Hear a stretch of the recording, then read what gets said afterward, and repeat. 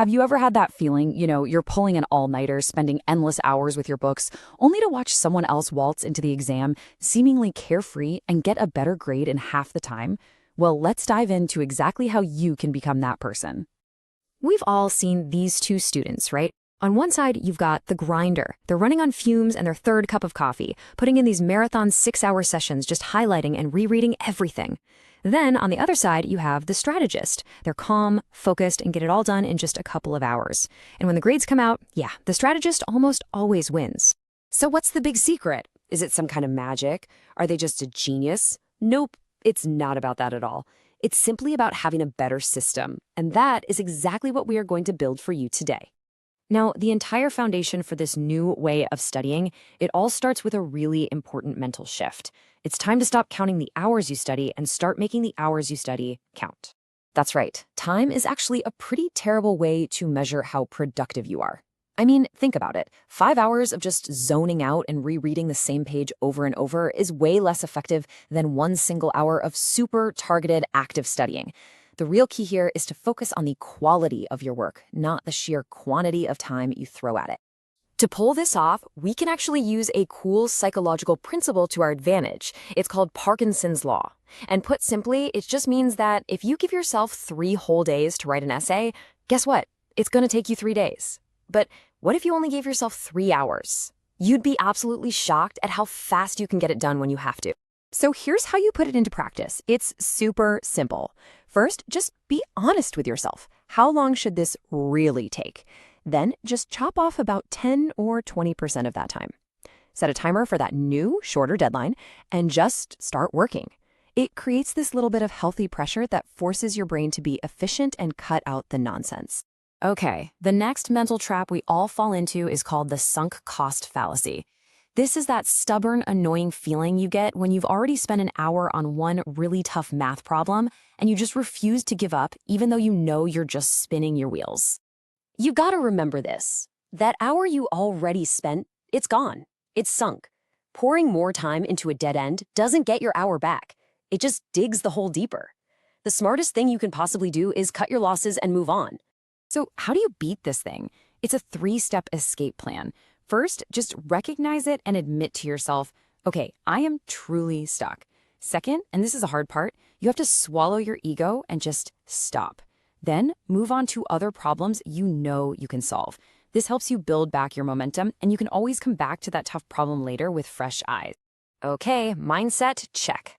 With that sorted, let's move on to the next phase, planning your attack. You do this before you even open a book, and it is absolutely key for staying focused. You know, one of the biggest hidden energy vampires for students is something called context switching. Every single time you jump from one type of thinking, like analytical calculus problems, to another totally different type, like creative essay writing, your brain has to pay a little mental tax.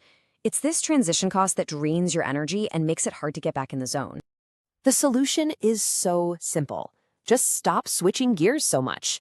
Instead of jumping all over the place, you want to group or batch your similar tasks together.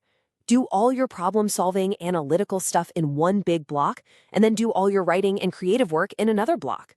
This keeps you in that amazing state of flow.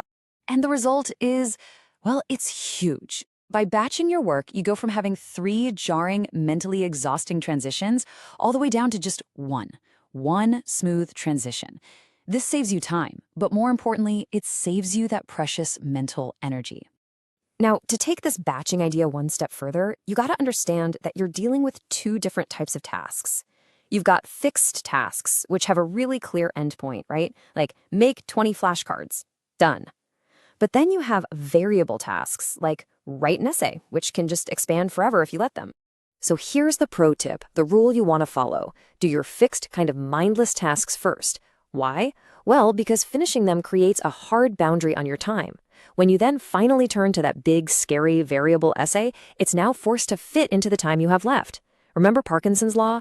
This prevents the essay from expanding and eating up your entire night. All right, now for the final piece of the puzzle. Let's talk about a few powerful, in-the-moment tactics you can use during your actual study sessions to just squeeze out every last drop of efficiency. Okay, this next one is going to sound kind of weird, but just stick with me here. It is one of the most effective ways to cram for an exam. Instead of opening a dense textbook chapter to page 1 and just trudging through, you're going to start at the end. Here's how it works. You start with the chapter summary at the very end to get the main takeaways immediately. Then you do a quick first pass, just scanning all the headings, looking at the charts, reading the bolded words. After that, you do a second pass, this time reading just the first and last paragraph of each section.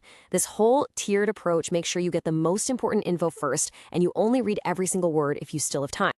And hey, let's not forget to use the amazing tools we have at our fingertips. AI can be a massive time saver. You can use it to get over writer's block by brainstorming topics. You can have it create a research plan for you, or even generate a solid outline just to get you started faster. It's like having a super smart assistant. And finally, here's a trick that is so simple but so brilliant for reviewing your notes.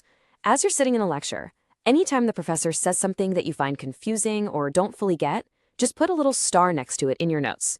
That's it. Then, when it's time to study for the test, you don't have to reread everything. You just scan for the stars and focus your precious time exactly where you need it the most. So we have covered a lot of ground. I get it. Let's bring it all home and put it all together into a clear, actionable playbook that you can start using tonight. It all really boils down to these 3 pillars. First, your mindset. You've got to focus on being effective, not just busy. Second, your plan. You have to batch your tasks and create time constraints for yourself. And third, your tactics. Use smart little techniques like reading backwards and tagging your notes to be super precise with your effort. Ultimately, it all comes down to this one simple truth. We all get the same 24 hours in a day. The real difference between the grinder and the strategist isn't about how much time they have, it's about how they choose to use it. So the only question left is, which one are you going to be?